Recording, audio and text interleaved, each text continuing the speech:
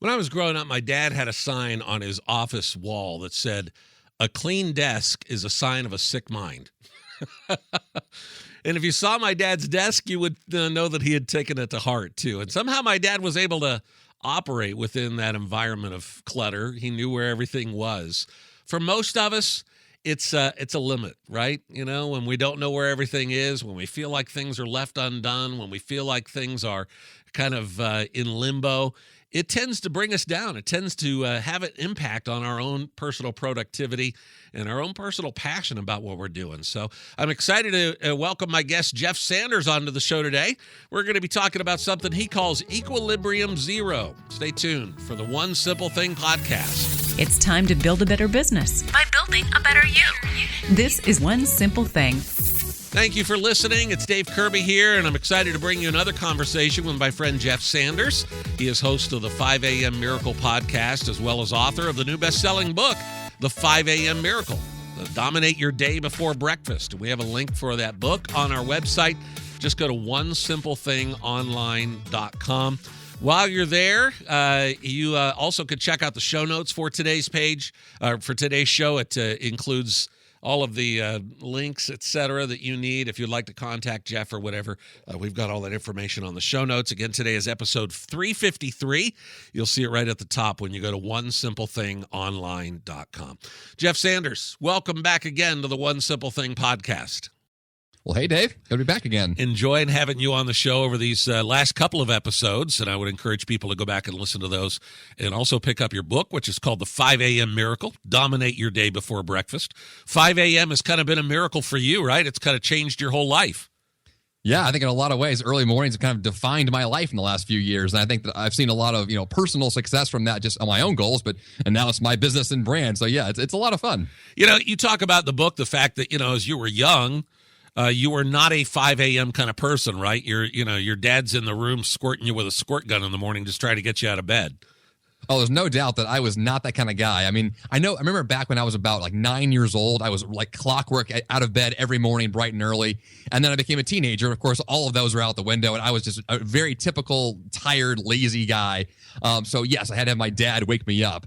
So I had to relearn how to be an early riser in my mid-20s. And that really, it took a lot of thought and a lot of planning. But I think that once I realized that is the best way for me to function, that was very easy to then begin that process. You made a good point in the book, though. It's like, when you're one of those people that wait till the last minute to get up, you're starting your day with a crisis, right? Oh, exactly. I remember being in high school and literally, in the mornings, my dad would squirt water in my face or whatever the case was. I would wake up in a panic. It was like as if a hurricane was happening in my room, and I was literally just freaking out every morning. And I would literally get to class at the very last second and be so stressed out. And I realized, years later, how dumb that was and how, I felt so silly for making my morning so chaotic when I had the choice not to do that. And so I think that's the reality, is that once you have the power to change your morning routines and change your stress levels and your habits, it's amazing what can actually happen based on those changes. Let's get into the book a little bit. You have a kind of a pyramid of productivity that you feature several times. You walk us through are there 7 levels on the pyramid? Is that correct? Yes, that's true. And so it's going to kind of walk us through the process of productivity. One of those is the productivity strategies, where you're literally getting down into kind of the nuts and bolts of what it means to be productive. So can we talk about those for a few minutes? Sure, let's do it. The first one is consolidation. Can you kind of explain what that means? Yeah, I think all of our lives are really spread out along a lot of different places, whether it's Post-it notes that we have placed around the house or random lists on our phone or voicemails, or just there's so many things that are everywhere. And I found that one of the best ways for me to be productive was to consolidate everything into the fewest number of places it possibly could be. And so one of the tasks and strategies that I've used is to have all of my tasks and projects organized in a few software systems, and everything that I do ultimately ends up there. So I have a task manager that I use for my calendar. I have, Evernote that I use for my research, and I put my whole life into these systems. And then when I see them in one place, well, then I know where everything is. I can make adjustments very easily. I can see what my life looks like, and if things are over-programmed, or if I have room, to schedule a few more things, I can make those choices. And it's so much easier to know what my life looks like when I can see it all in one place, versus having everything scattered everywhere, and you're always wondering, where you put something or why things just aren't the way they should be, I think efficiency is so much easier when you have consolidation in place. And, today's technology makes that easier than ever, right? You mentioned Evernote. Now we can access that from any of our devices, right? So if I'm out and about, I could still, I get an idea for a blog post or whatever else. I could still put that in Evernote where it needs to be because I'm not limited by time and space anymore. Exactly. I mean, technology has allowed consolidation to be so much easier. And so when you have the technology literally at your fingertips every day, well, then there's really no excuse to not find and use a great system and to allow your whole life to then flow through that system right there. Second productivity strategy is focus. In fact, you say focus like your hair's on fire. Exactly. I think that's really important.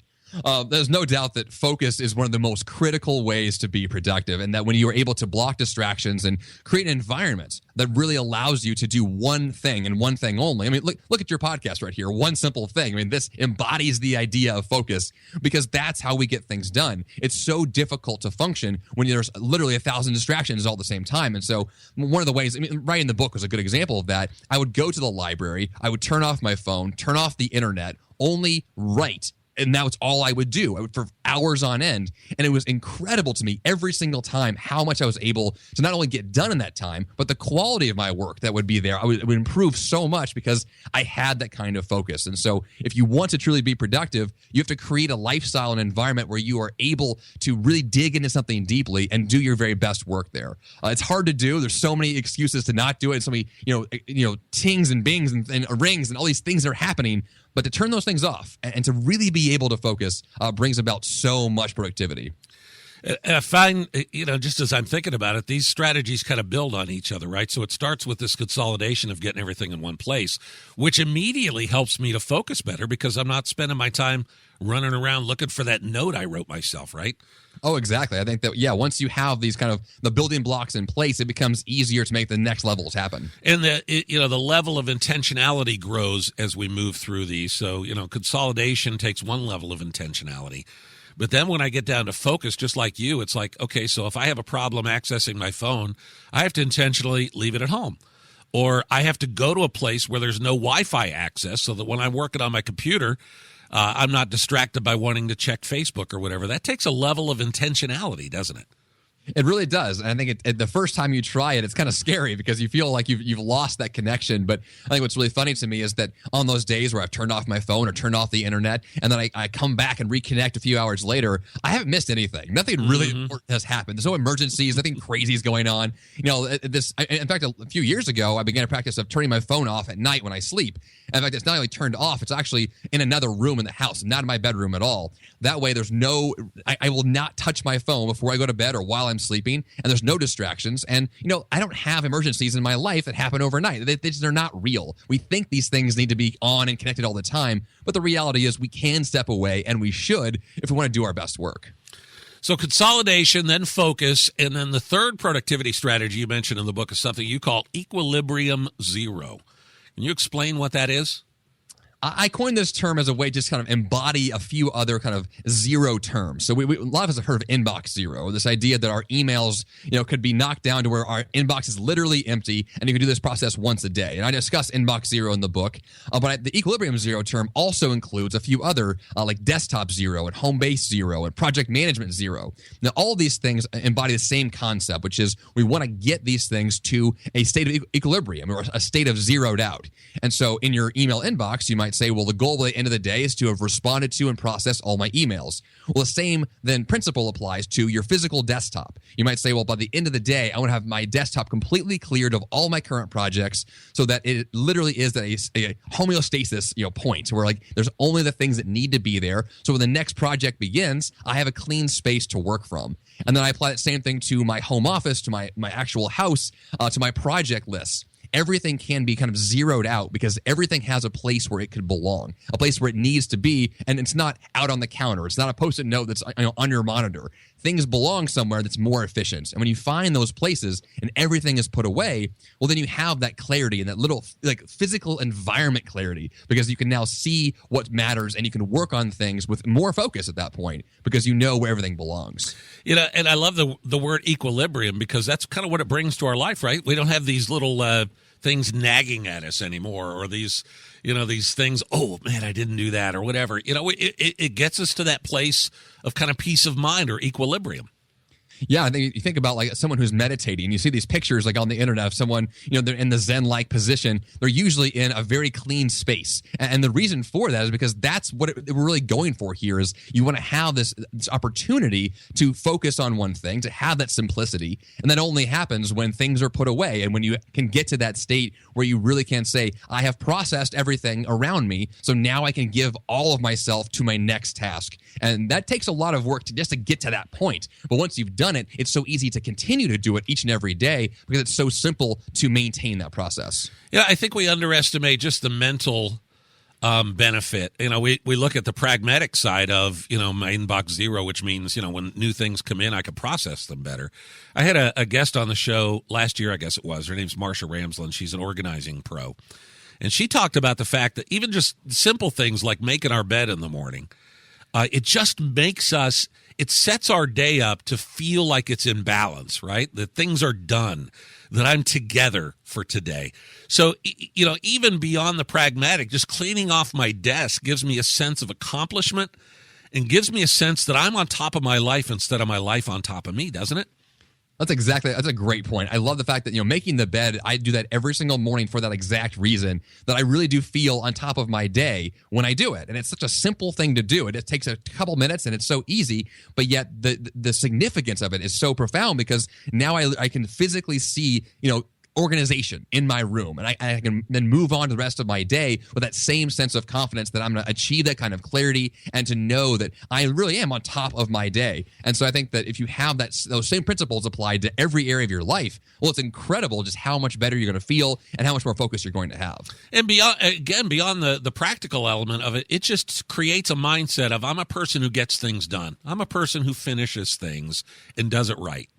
Oh, exactly. I think that's a really good point. So how do we get there? Where do we start today? The one simple thing for those who want to implement this idea of equilibrium zero. Well, I always love to begin with my physical space. So making a bed is a good example of that. I always begin my morning with what I call my equilibrium zero morning routine. And so I will do things like I will make my bed, have a liter of water to wake myself up, but I then go to the next process of I open the blinds in my room and I put away anything that's out. And I really create a physical space where I am clean and organized and ready to begin my first project. So I think that if in your morning routine, if you want to have a few minutes that you schedule just for those reasons, to make your bed, to put things away, to open a window, whatever the case is, to really create a clean physical space. That is the best way to begin your day, whether you're at home or at the office or both. I think beginning with that kind of organization is really critical. And then from there, you can move on to, more advanced steps like inbox zero every day or other things. But physical cleanliness is really important for a first step. All right. Jeff, thank you. Again, we'll tell everybody how to get your book here in a second, but I'm so grateful you're on the show. Looking forward to the next one. Definitely. Thanks, Dave. All right. So I'm looking at my desk here now, and I see dust. I see some stuff over here, some envelopes and things that I'm not using right now that need to be put away. He's got me all paranoid now, Jeff, but I am going to clean off my desk. I'm going to get my workspace clean. And that'll be a good first step for me, probably a pretty good step for you as well. You can hear about that. You can read about other strategies to get to equilibrium zero as well in Jeff's book. Again, it's called The 5 a.m. Miracle, Dominate Your Day Before Breakfast. And Jeff, I really recommend this book because he just lays it out in very simple strategies, how you can put a plan into place to really get the most out of your day. This is not about being superhuman, right? We're all given 24 hours. We're all given the same amount of time. It's just a matter of what do we want to do with it and being intentional with how we use it. I know if you've ever found yourself just sitting there wasting an hour, and sometimes that's a good thing, right? Sometimes we need some downtime, but there are other times when it's like I sit down and I mean to start working, and the next thing I know, it's been 45 minutes and I've done nothing but look at Faceback or watch a video on Periscope or whatever. And I think, that was not the best use of my time. Well, the only way we're going to get past that is to be intentional about our day. Jeff helps us do exactly that on the podcast and also in his book, The 5 a.m. Miracle. So check it out. You'll find a banner ad when you go to OneSimpleThingOnline.com.